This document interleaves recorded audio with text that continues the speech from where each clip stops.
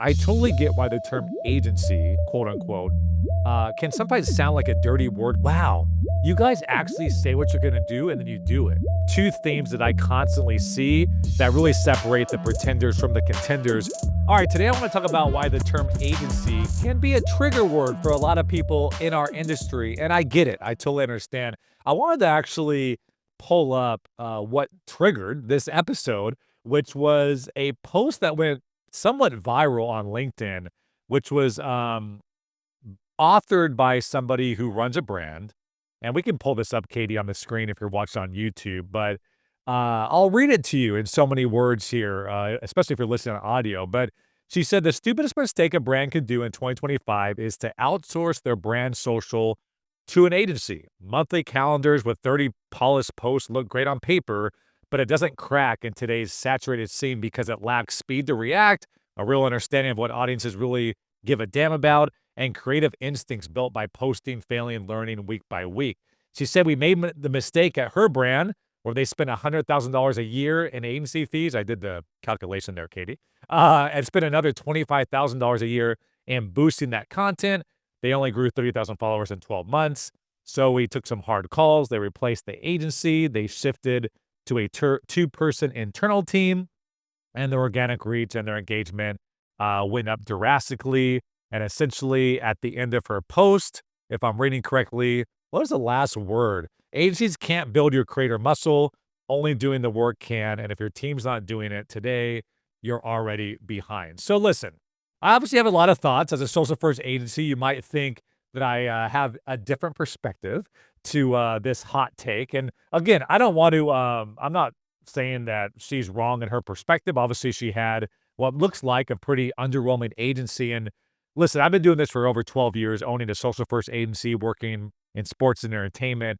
And we've really become the number one trusted source when it comes to social first marketing in sports and entertainment. And I think why here's why I get what she's saying. I totally get why the term agency, quote unquote, can sometimes sound like a dirty word in our industry because, you know, let's face it, there's a lot of subpar agencies. There's a lot of agencies that overpromise, they miss deadlines, and they really don't truly care about your brand or audience. There's a maybe more than half, I would say, fit in that bucket. So, and I know that because in my 12 years, the amount of times that we've got emergency calls of brands that have to replace their agency because they can't even do simple things like hit deadlines or show up to calls or remember brand do's and don'ts, which always shocks me every time I hear that.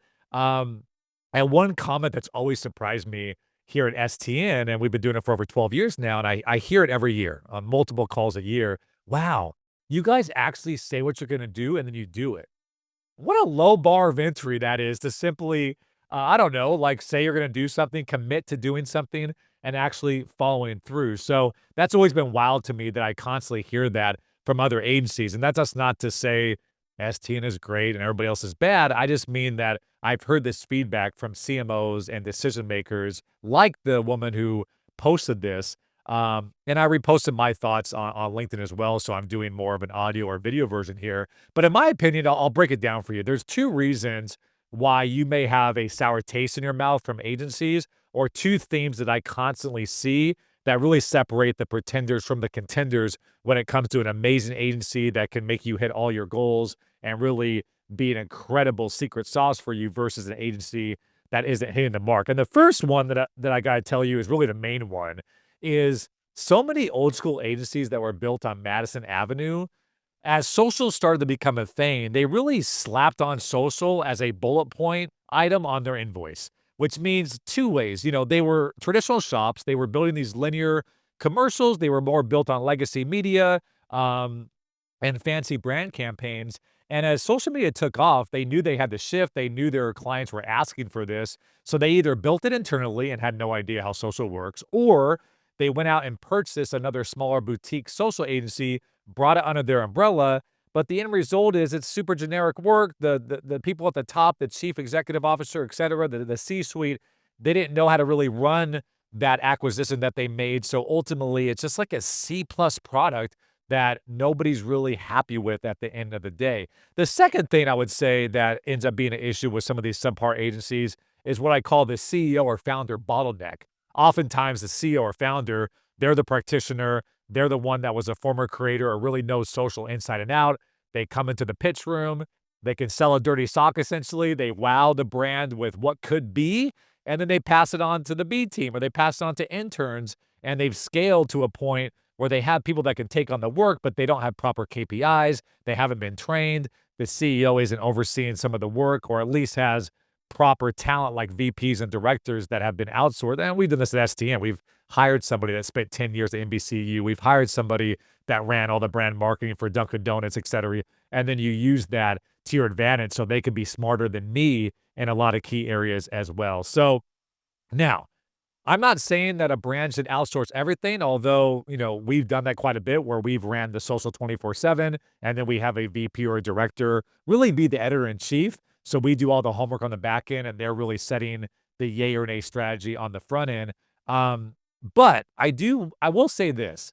If you're not outsourcing anything, if you're not using freelancers, creators, agencies at all, you are missing a huge element, because I believe that every company, I don't care if you're selling concrete, every business in America needs elasticity to be their best self. And whether that's marketing, finance, operations, even at STN, we will outsource certain things like I don't need a teleprompter operator every single day, but I need it a handful of times a year when I do big production shoots. So I'm going to have somebody in my Rolodex that I trust and that I can rely on. And that relationship means something to me because I know that we can tap those folks. And the list goes on of even global freelancers that we work across the globe that do amazing, best in class animations or illustrations that, again, I can't find that here in San Diego. It doesn't make sense to have that person full time, but I want to be able to have that tool in my toolkit and for my clients to be able to activate that as well. So again, I think the beauty, I'll share two big reasons why I think it's amazing to have a good agency, not a subpar one, on your side. And at least for us, I'll speak from our perspective. When we have over 30 brand relationships and we're running social and we're creating content for sports, entertainment, NBA, NFL, streamers, TV networks, talent, athletes, what we could do is we could say, okay, across all these 30 brands, here's what the algorithm is telling us. Here's what's working across all 30 brands, whether it be a piece of content, a content type. We know that carousels right now are doing better than reels for some reason over the last couple months. So we start to use that across all 30 brands. So when you're just one singular brand, you're just learning from what's working on your handles, but you can't then do a cross analysis or a competitor analysis of what's working in real time across other brands. So that insight's incredible. And I'll say, without naming names, there's a client that we worked with, that we're working with currently. And in 3 months, we got the equivalent of $11 million in organic reach and engagements. Like if you went to Meta and you wanted to get the same engagements and views that we got organically, you would have to spend $11 million. I would say that's worth the smaller monthly retainer they're paying us to get that type of organic reach. We've talked about on the podcast before. These are lottery tickets. These are blank billboards in Times Square that you can take advantage of. And with the right strategy, you can get those type of returns. And the second thing I'll say is a stat that I got from HubSpot back in 2023. 62% of companies that outsource at least a part of their social media management see a measurable boost in brand awareness within 6 months. So getting that outside perspective, being able to learn some of the algorithm hacks and tips and tricks and what's happening in culture, TikTok trends, being a practitioner, you just can't be on top of everything. So that just goes to show that it's so important, I think, to have elasticity within your organization, and why I disagree with, again, I think obviously in this, the bottom line is this, take your time. My advice when you're selecting an agency, when you get on those intro calls and when you share your problems and where you're trying to go and what your goals are, make sure you're asking the right questions. But an agency should wow you. Like on those first calls, you should be aggressively shaking your head up and down because they know you so well. They know the problems you're having. They know some of the tips and tricks to automate, delegate, and find ways to do the homework so you as a CMO, you as a director of social don't have to. And that's my favorite part. When I'm on a call with a potential new prospect and I'm like, let me guess, here's what you're dealing with. Like, oh my God, like you're speaking my love language. That's exactly what I'm feeling. That's exactly what I want to hear from an agency perspective. And that's what your agency should be doing for you. They should be really coming to you with ideas, with platform updates. They should be practitioners. they really just start to learn you so well that they're coming to you before you can even ask the question because they have a obsession, a customer obsession over making you happy, over hitting your goals, and constantly thinking about how to make your brand the best it could possibly be. So, the final thing I'll say here is, if I used a video editor or more motion designer or a freelancer in that regard, or even an employee and they showed up late to work and they had a bad product and they had a bad attitude, I would then not write off every future video editor. That's it. I'm not using video editors. No brand should ever, no company should ever use video editors ever again. Of course, I wouldn't do that. I would just know, okay, now I know unfortunately, I know what a bad video editor looks like and acts like. I want to avoid that. So as I interview people in the future, I'm going to make sure that they don't have those same traits.